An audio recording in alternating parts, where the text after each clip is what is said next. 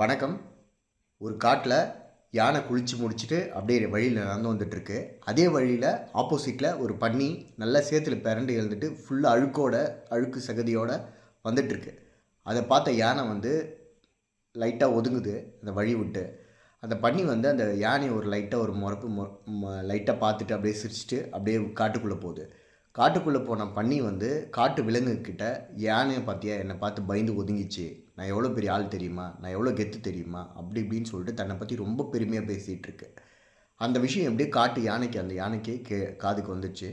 ஆனால் அந்த யானை எந்த ரியாக்ஷனும் பண்ணல, அதை பற்றி எதுவுமே அது கண்டுக்கல. அதை பார்த்து காட்டு விலங்கு ரொம்ப கோவப்பட்டு யானைக்கிட்ட கேட்குது, ஏன் நீ எவ்வளோ பெரிய ஆள், நீ ஏன் வந்து அந்த பன்னிக்கெல்லாம் வந்து இது பண்ண, அந்த பன்னி பாரு இப்போ காடு ஃபுல்லாக நான் தான் பெரிய ஆள் அப்படின்னு சொல்லி சுற்றிட்டுருக்கேன் அப்படின்னு சொல்லிட்டு இந்த யானைக்கிட்ட கேட்குது. அதுக்கு அந்த யானை வந்து லைட்டாக சிரிச்சிட்டு, நான் நினச்சிருந்தேன்னா அந்த பன்னி அப்படியே சுற்றி அடித்து அப்படியே காலில் மிதிச்சுட்டு போயிட்டே இருந்திருக்கலாம். பட் அதுக்கெல்லாம் எனக்கு டைம் இல்லை.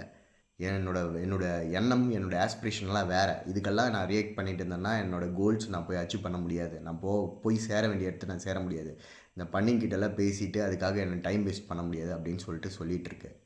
ஸோ இதே மாதிரி தான் அந்த ஒரு சின்ன கதை தான். இதுலேருந்து நாம் என்ன கற்றுக்கணும்னா, நம்மளுடைய கோல்ஸ், நம்மளுடைய ஆஸ்பிரேஷன்ஸ், நம்மளுடைய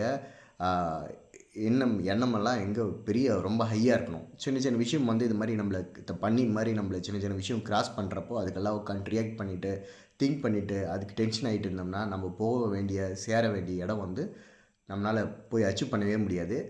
ஸோ நம்ம அதெல்லாம் திங்க் பண்ணாமல் நம்மளுடைய எண்ணம் மாதிரி, நம்மளுடைய ஆஸ்பிரேஷன் மாதிரி, நம்ம கோல் மாதிரி அந்த இடம் மட்டும் தான் நம்மளுக்கு தெரியணும்.